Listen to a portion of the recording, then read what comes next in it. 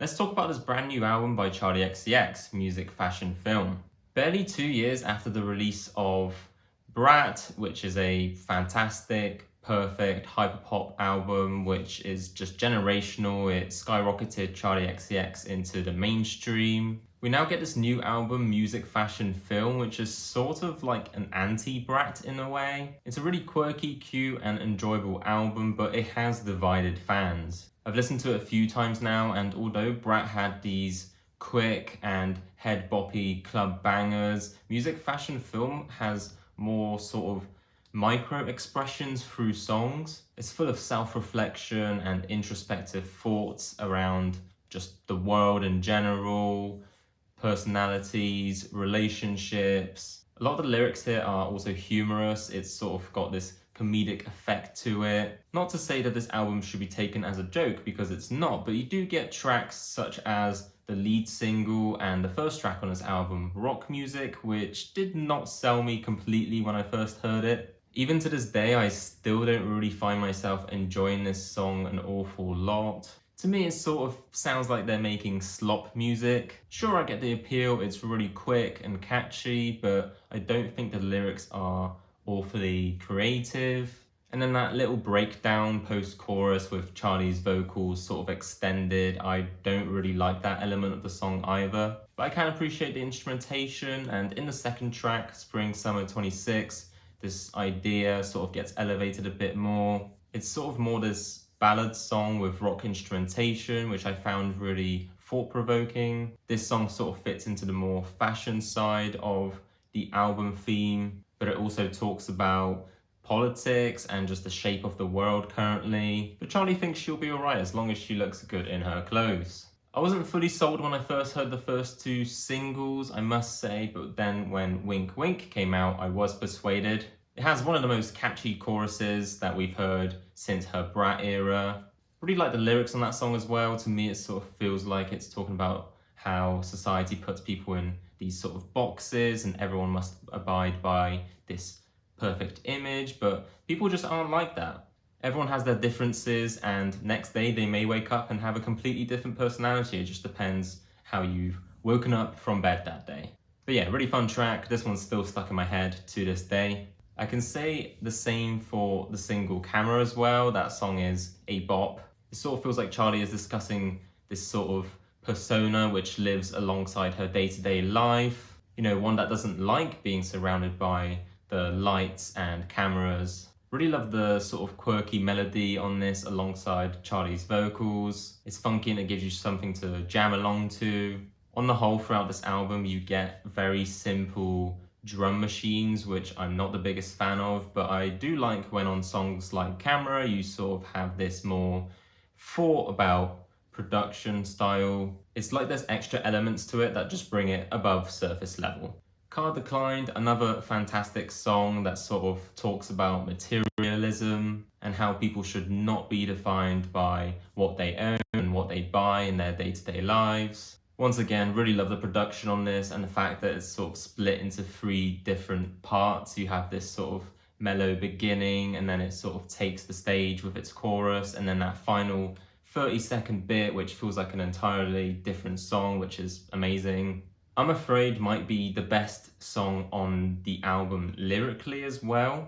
Again, really self-reflective. It talks about Charli not wanting to destroy her relationships because of her wants and needs. It almost feels like a song that could have been on Wuthering Heights as well. I feel like stylistically it is very similar in its production value, but I love what this song is portraying and conveying through its messages and its overall sound. 2007 and Yeah were not tracks that I really connected with.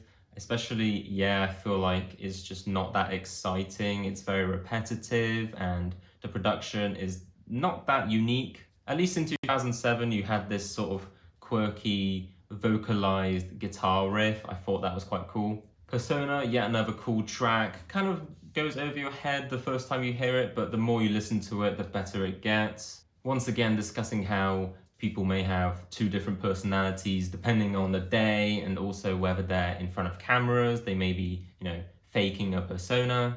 Some people say this might be a diss track, but I think it also could just be a bit of self-reflection, again, following Brat. Like I said, this album does feel like a bit of an anti-Brat in a way. Magic Metal Montana is a really cute song about A.G. Cook. Not necessarily a love song, but it does feel like a bit of a ballad that builds itself up throughout the song.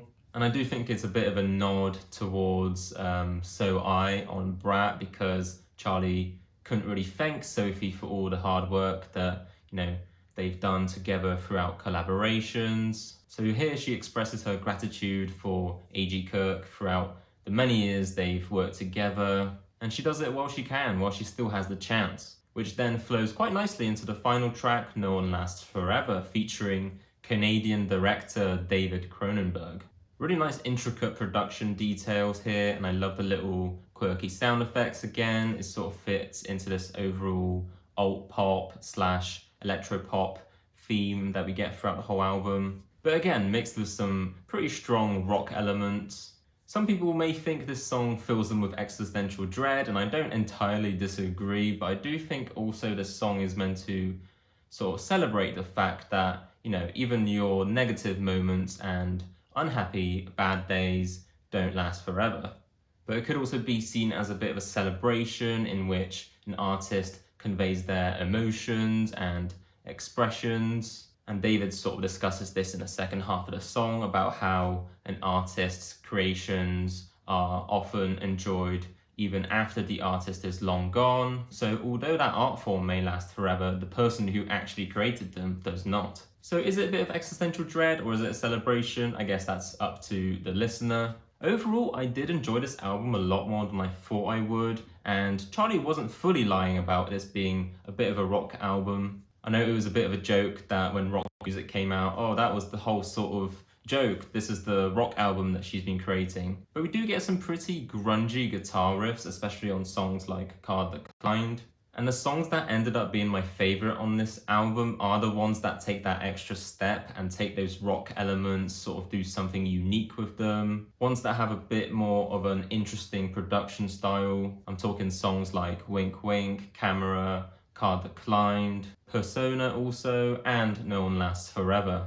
I did also like songs like Spring Summer 26 and Magic Metal Montana, as well as 2007, depending on the day. I also wish that some of the B-sides, such as Playboy Bunny, actually featured on this album instead of songs like Yeah, for example. But as an overall art form, it's clear that Charli just created whatever sprung to her mind, whatever was right at the time. Sure, there are some misses on this album, but there are also some excellent songs which will become earworms. So no, this may not be Brat 2, but it doesn't need to be. However, I don't think this nearly reaches the highs of Charli's previous works, such as How I'm Feeling Now and Pop 2, which are outstanding albums.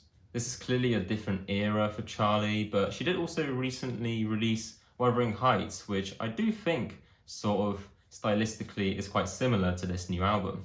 So I love Charli XCX as an artist, and I did thoroughly enjoy this album, but it is nothing groundbreaking. I'm sure many fans will agree, but I'm thinking of giving this album Music Fashion Film by Charli XCX a decent 7 out of 10. Hopefully you agreed with some of my thoughts. Make sure to comment below what you thought of this brand new Charli XCX album. Did you love it? Did you find it mid? Or was it just not your cup of tea? Let me know. And thanks for watching. I'll see you guys in the next video.